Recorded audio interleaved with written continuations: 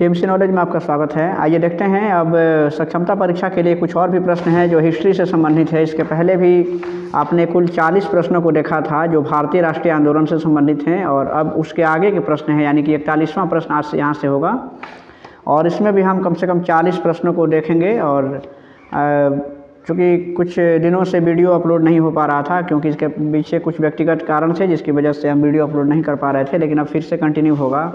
तो आप देखिए यहाँ से 41वां प्रश्न है। आइए शुरू करते हैं इसे। इसमें देखिए ये सभी भी इतिहास के प्रश्न हैं और भारतीय राष्ट्रीय आंदोलन से संबंधित हैं। तो पहला प्रश्न है कि लैंड होल्डर्स सोसाइटी कोलकाता के संस्थापक कौन थे।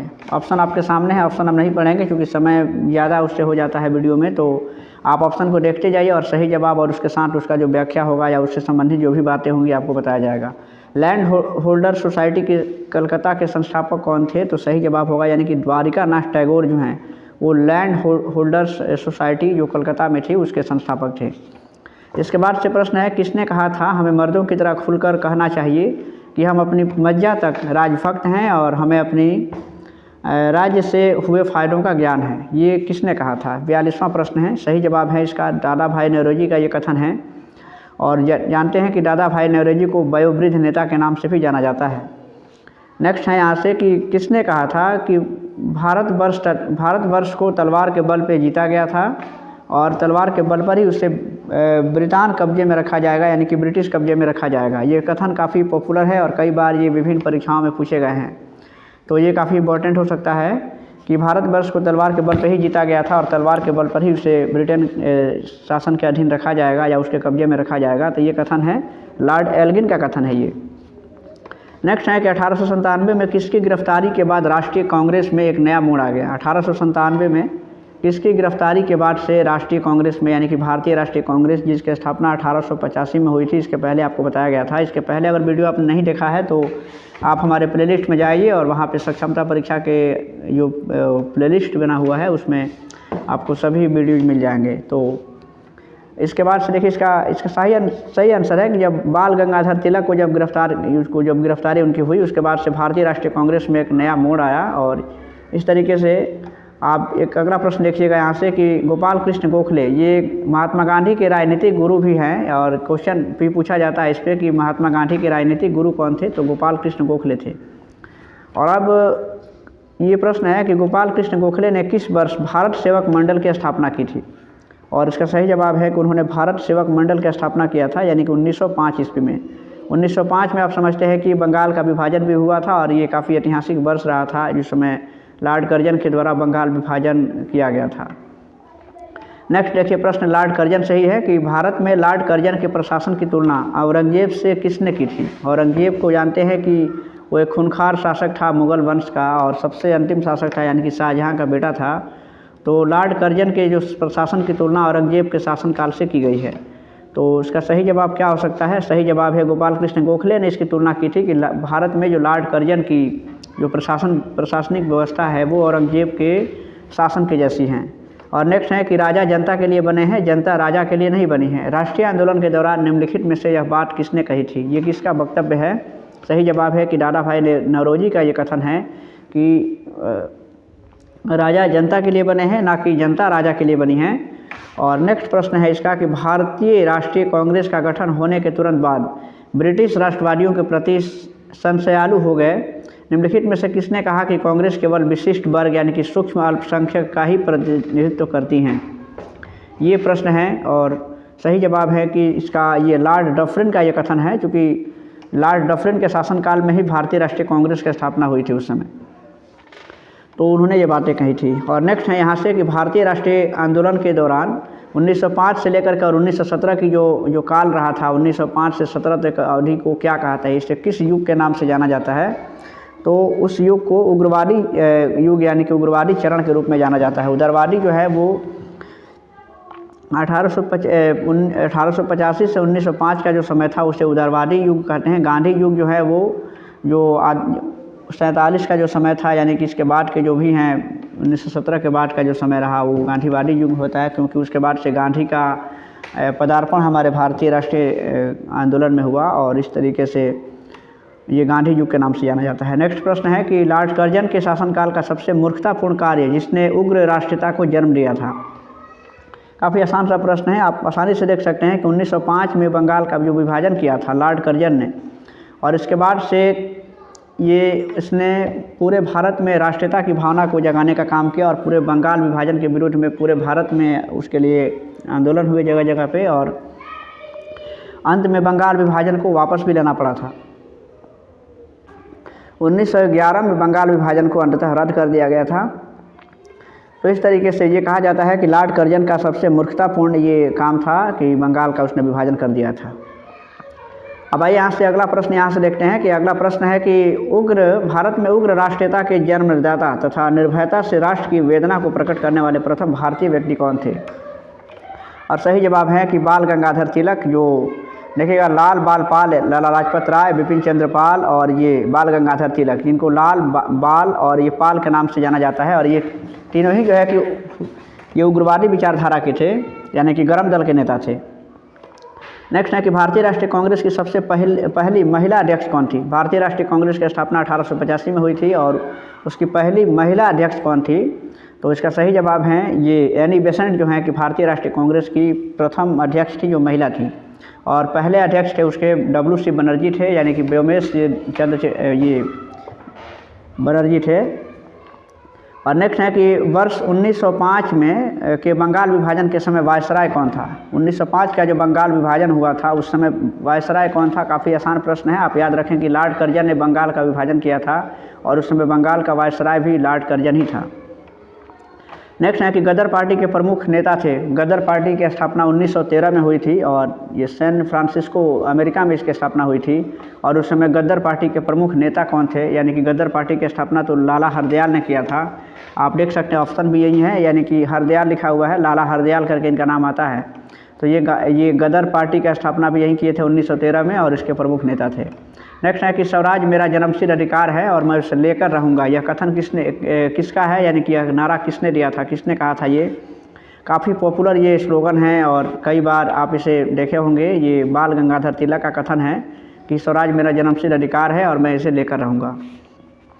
नेक्स्ट है कि मार्ले मिंटो रिफॉर्म्स को किस वर्ष में प्रस्तुत किया गया था। मार्ले मिंटो सुधार, जिसको रिफॉर्म्स यहाँ लिखा हुआ है, रिफॉर्म्स का मतलब सुधार है, सुधार होता है, यानी कि मार्ले मिंटो सुधार को किस वर्ष में प्रस्तुत किया गया था। 1909 का जो मार्ले मिंटो सुधार है वो काफ़ी फेमस है।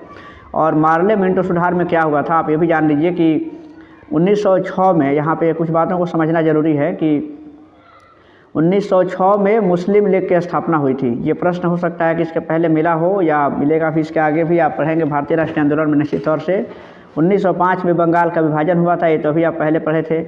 1906 में मुस्लिम लीग की स्थापना हुई थी और 1909 में ये मार्ले मिंटो सुधार को लागू किया गया था। अब ये मार्ले मिंटो सुधार क्या था, तो मार्ले मिंटो सुधार के तहत क्या किया गया कि मुसलमानों के लिए पृथक निर्वाचन की व्यवस्था की गई, यानी कि मुसलमानों के लिए मुस्लिम लीग का चुनाव अलग से, यानी कि मुसलमानों के लिए पृथक निर्वाचन की व्यवस्था की गई, उनके लिए अलग चुनाव की व्यवस्था की गई। तो ये मार्ले मिंटो सुधार के तहत हुआ था। और नेक्स्ट प्रश्न है कि भारतीय परिषद अधिनियम 1909 का सर्वग्राह्य नाम क्या है। भारतीय परिषद अधिनियम 1909 का सर्व यही है, देखिए मार्ले मिंटो सुधार यहाँ पे आ गया। ये 57 का सी ऑप्शन सही होगा। और नेक्स्ट है कि 1916 में मद्रास में होम रूल मूवमेंट के, यानी कि मूवमेंट का मतलब आंदोलन होता है, होम रूल आंदोलन के प्रवर्तक कौन थे। काफ़ी आसान है, एनी बेसेंट जो है 1916 में ये होम रूल की स्थापना की थी। 58 का सी होगा, यानी कि एनी बेसेंट। और इसमें एक और आदमी का नाम आता है, यानी कि बाल गंगाधर तिलक और ये एनी बेसेंट, जो जिन्होंने ये होम रूल की स्थापना की थी। होम रूल लीग या होम रूल आंदोलन के प्रवर्तक थे ये। नेक्स्ट है कि बाल गंगाधर तिलक द्वारा शुरू की गई साप्ताहिक पत्रिका कौन थी। ये 59 प्रश्न है। बाल गंगाधर तिलक ने किस साप्ताहिक पत्रिका का प्रकाशन किया था। तो इसका सही जवाब आप देख सकते हैं, ये केसरी का उन्होंने संपादन किया था और ये मराठी भाषा में थी, केसरी। नेक्स्ट है कि उन्होंने आपको बता दें कि उन्होंने 2 पत्रिकाओं का संपादन किया था, केसरी और मराठा। अब ये देखना है कि देखिए जो केसरी थी वो मराठी भाषा में थी और जो मराठा था वो अंग्रेजी में था। यहाँ पे कन्फ्यूजन होता है कि अगर पूछ दिया कि मराठा किस भाषा में था, तो आप जाहिर सी बात है कि आप मराठा समझ बैठेंगे कि ये तो मराठी भाषा में ही होगा, लेकिन नहीं, केसरी था वो मराठी में था और वो मराठा अंग्रेजी भाषा में था और बाल गंगाधर तिलक के द्वारा ये संपादित किया गया था। यंग इंडिया आप जानते हैं ये महात्मा गांधी का है। अल हिलाल ये अबुल कलाम आज़ाद का है और कॉमरेड भी है। ये सभी, ये अल हिलाल और कॉमरेड ये उर्दू के पत्र थे। नेक्स्ट है कि शेरे पंजाब या फिर पंजाब केसरी किसका उपनाम है। शेरे पंजाब या पंजाब केसरी के नाम से कौन जाने जाते हैं, इनका उपनाम किसका है ये, तो ये देखिए, ये लाला लाजपत राय को शेरे पंजाब या फिर पंजाब केसरी के नाम से जाना जाता है। नेक्स्ट है कि भारतीय इतिहास में 1912 का ऐतिहासिक महत्व क्या था। 1912 का ऐतिहासिक महत्व बताना है कि किस वजह से 1912 का ऐतिहासिक महत्व है। और सही जवाब है कि उस समय भारत की राजधानी पहले कोलकाता थी और कोलकाता से राजधानी को दिल्ली ट्रांसफ़र किया गया था और इसलिए ये जो हैं कि उसका ऐतिहासिक महत्व है। 1911 में जब जॉर्ज पंचम जो है वो भारत आए थे, उस समय भव्य दरबार का, दिल्ली दरबार का आयोजन हुआ था और उसमें ये घोषणा हुई और 1912 में ये कोलकाता से राजधानी को दिल्ली कर दिया गया था, जो अभी भी भारत की राजधानी नई दिल्ली बनी हुई है। इसके बाद के प्रश्न है कि अनुशीलन समिति संबंध है, अनुशीलन समिति का संबंध किससे है। ये 62वां ये प्रश्न है और सही जवाब है बी डी सावरकर जो है ये अनुशीलन समिति से संबंधित थे। इसके बाद नेक्स्ट है कि किस गवर्नर जनरल ने 1911 में भारत की राजधानी कोलकाता से दिल्ली स्थानांतरित करने की घोषणा की थी। देखिए, अभी ये प्रश्न आया, 1911 में ही घोषणा हो गई थी कि राजधानी को कोलकाता से दिल्ली ट्रांसफ़र कर दिया जाएगा, यानी कि स्थानांतरित कर दिया जाएगा और लॉर्ड हार्डिंग की उस समय उसने ये घोषणा की थी। इसके बाद के प्रश्न यहाँ से है कि यहाँ से देख सकते हैं कि अल हिलाल समाचार, अभी इसके विषय में बताया गया कि अल हिलाल ये मौलाना अबुल कलाम आज़ाद का है। समाचार पत्र किसके द्वारा राष्ट्रीयता के प्रचार के लिए शुरू किया गया था। मौलाना कलाम आज़ाद यानी कि अबुल कलाम आज़ाद ने इसका संपादन किया था, अल हिलाल का। नेक्स्ट है यहाँ से कि भारतीय राष्ट्रीय कांग्रेस का प्रथम विभाजन कब हुआ था। 1907 में सूरत में अधिवेशन हुआ था कांग्रेस का। सूरत यानी कि जो गुजरात का शहर है, और सूरत में ही कांग्रेस जो है वो 2 भागों में बट गई थी, जिसमें एक दल जो है कि नरम दल कहलाया और एक दूसरा दल जो है वो गरम दल के नाम से जाना जाता है। जब किससे संबंधित एक और बात आप जान सकते हैं कि इसी घटना को जब कांग्रेस का विभाजन हो गया 1907 में, तो इसको कहा जाता है सूरत फूट। सूरत फूट के नाम से जाना जाता है, यानी कि सूरत में जो अधिवेशन हुआ था कांग्रेस में, उसमें फूट पड़ गई, इसलिए उसे सूरत फूट के नाम से जाना जाता है। तो प्रश्न ऐसे भी पूछा जाता है कि सूरत फूट की घटना कब हुई थी, तो 1907 में हुई थी, याद रखिएगा। नेक्स्ट है कि सांप्रदायिक निर्वाचन क्षेत्रों की पद्धति की शुरुआत भारत में किसके द्वारा की गई थी। सांप्रदायिक निर्वाचन क्षेत्रों की पद्धति की शुरुआत, यानी कि सांप्रदायिकता के आधार पे, धर्म के आधार पे जो निर्वाचन की व्यवस्था की गई थी, निर्वाचन क्षेत्रों की व्यवस्था की गई थी। अभी इसके पहले हमने बताया 1909 का जो मार्ले मिंटो रिफॉर्म्स था, यानी कि मार्ले मिंटो सुधार के तहत मुसलमानों को पृथक निर्वाचन की सुविधा दी गई थी और इसलिए ये कहा जाता है कि सांप्रदायिक निर्वाचन की पद्धति की शुरुआत भी उस समय हो गई थी।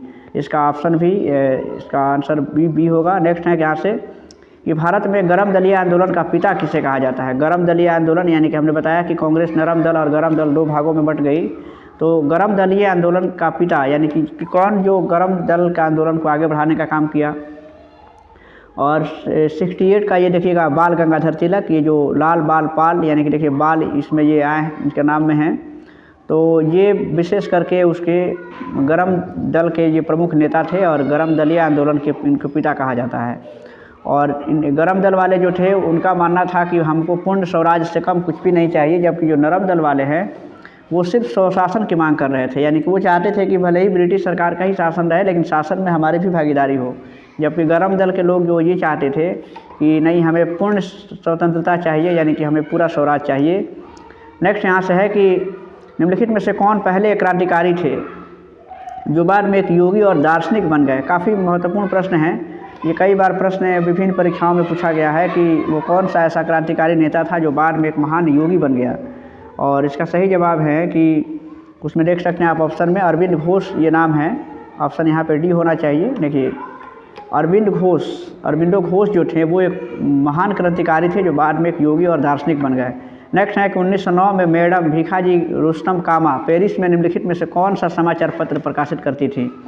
देखिएगा, और इसका सही जवाब क्या होगा, यानी कि सही जवाब है पैट्रियट इनका नाम था। और भीखाजी कामा जो उन्होंने ये राष्ट्रीय झंडे से भी संबंधित है, इनका एक उन्होंने जो काम किया था। और इसके बाद के प्रश्न हैं कि भारतीय क्रांति की जननी किससे कहा गया है? देखिएगा, काफ़ी आसान प्रश्न है। और देखिए, मैडम भीखाजी कामा रुस्तम, मैडम भीखाजी रुस्तम कामा को भारतीय क्रांति की जननी कहा जाता है, यानी कि मदर ऑफ इंडियन रेवोल्यूशन के नाम से जाना जाता है उनको। नेक्स्ट है कि मुस्लिम लीग की स्थापना, हमने पहले ही बताया था कि 1906 में मुस्लिम लीग की स्थापना हुई थी और उस समय उसके उद्देश्यों में कौन सी बातें शामिल नहीं थी? मुस्लिम लीग की स्थापना की गई थी यानी कि मुस्लिमों के हित को सामने रखने के लिए, तो उसमें कौन सी बातें शामिल नहीं थी?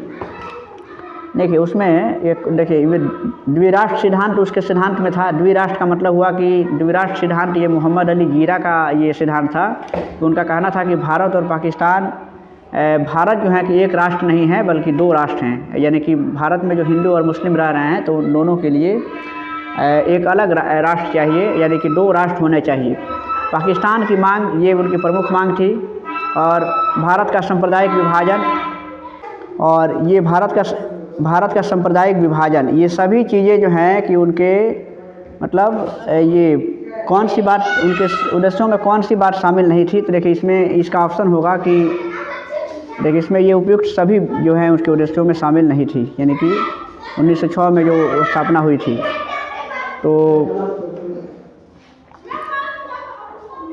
तो यहाँ से प्रश्न को एक बार फिर से समझ लीजिए कि 1906 में जब मुस्लिम लीग की स्थापना हुई तो उससे उस समय उसके उद्देश्यों में ये बातें शामिल नहीं थी, लेकिन हमने आपको बताया कि ये बाद में उनकी तो लेकिन जब स्थापना हुई उस समय उसके उद्देश्यों में ये सब बातें शामिल नहीं थी, क्योंकि उस 1906 में स्थापना हुई तो उस समय उसका उद्देश्य था कि भले ही मुस्लिमों के हित की बात करेगा, लेकिन ये सभी बातें नहीं थी। लेकिन आगे चल करके ये जब भारत में सांप्रदायिकता काफ़ी अपने चरम सीमा पे पहुंच गई तो ये प्रमुख मांग हो गई मुस्लिम लीग की, और इसके सहारे ही पाकिस्तान का विभाजन हुआ। नेक्स्ट है कि 1907 में कांग्रेस के सूरत अधिवेशन की अध्यक्षता किसने की थी? 1907 में कांग्रेस का सूरत में अधिवेशन हुआ था, जिसमें कांग्रेस दो भागों में बट गई थी, तो उस समय उसका अध्यक्षता किसने की थी? और इसका सही जवाब है कि उस समय डॉक्टर रास बिहारी घोष ने उसकी स्थापना की थी। अनुशीलन समिति क्या थी? अनुशीलन समिति कौन थी? देख सकते हैं आप। और ये क्या था कि क्रांतिकारी संगठन था। नेक्स्ट है कि किसने कहा था कि कांग्रेस आंदोलन न तो लोगों द्वारा प्रेरित था और नहीं यह उसके द्वारा सोचा या योजनाबद्ध किया गया था। ये 75 का देखिएगा लाला लाजपत राय का एक कथन था। इसके बाद के प्रश्न है कि निष्क्रिय विरोध यानी कि निष्क्रिय विरोध के सिद्धांत का प्रतिपादन किसने किया था? 76वां प्रश्न है, और इसका सही जवाब है कि अरबिंदो घोष ने इसका सिद्धांत दिया था। नेक्स्ट है कि बंगाल विभाजन 1905 में जो बंगाल 1905 में विभाजित हुआ था, जिसके विरोध के फलस्वरूप यह पुनः एकीकृत हुआ था। कब? 1911 में बंगाल विभाजन को फिर से रद्द कर दिया गया था और बंगाल को फिर से एक कर दिया गया था। लॉर्ड कर्जन ने उसका विभाजन किया था और लॉर्ड हार्डिंग ने बंगाल विभाजन को रद्द कर दिया था। और इसके बाद का प्रश्न है कि मुस्लिम लीग की स्थापना का श्रेय जाता है, मुस्लिम लीग की स्थापना 1906 में हुई थी और इसका श्रेय जाता है किसको? तो ये शमीमुल्लाह खान जो हैं ये, और मुस्लिम लीग की जो स्थापना हुई थी बांग्लादेश की राजधानी ढाका में हुई थी। नेक्स्ट प्रश्न है कि महाराष्ट्र में गणपति उत्सव प्रारंभ करने का श्रेय किसको जाता है, किसको प्राप्त है? तो गणपति उत्सव जो प्रारंभ किया गया था महाराष्ट्र में, उसके विशेष करके उनका श्रेय है बाल गंगाधर तिलक के द्वारा यह शुरू किया गया था। नेक्स्ट है कि स्वदेशी आंदोलन शुरू किया गया था किसके द्वारा? स्वदेशी आंदोलन शुरू किया गया था किसके द्वारा?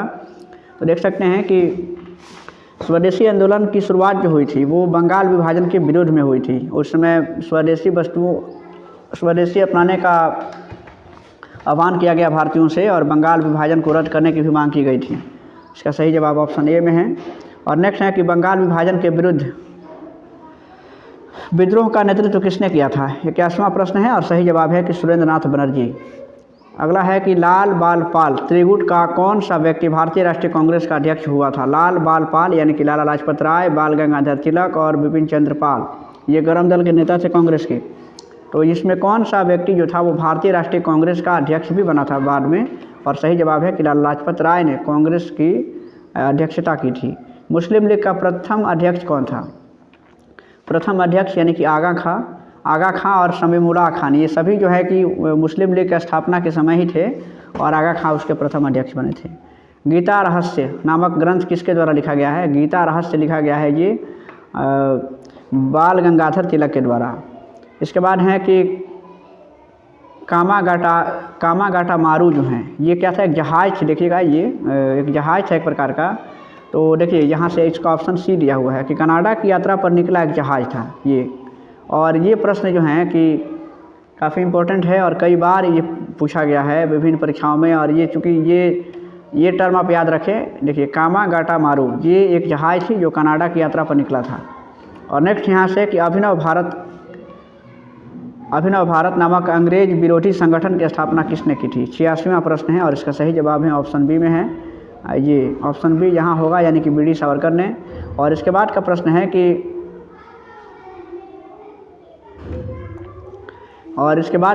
कि यहाँ इसके बाद से देखिए प्रश्न जो हैं यहाँ से इसका ऑप्शन नहीं लिखा, तो इस प्रश्न का ऑप्शन इसमें नहीं है, इसको नेक्स्ट वीडियो में हम देख लेंगे। तो फिलहाल आज के लिए इतना ही था और आप इसे देखें और अपने दोस्तों को भी शेयर भी करें। वीडियो अच्छा लगे तो लाइक कीजिएगा और चैनल पर नए हैं तो इसे सब्सक्राइब भी कीजिएगा।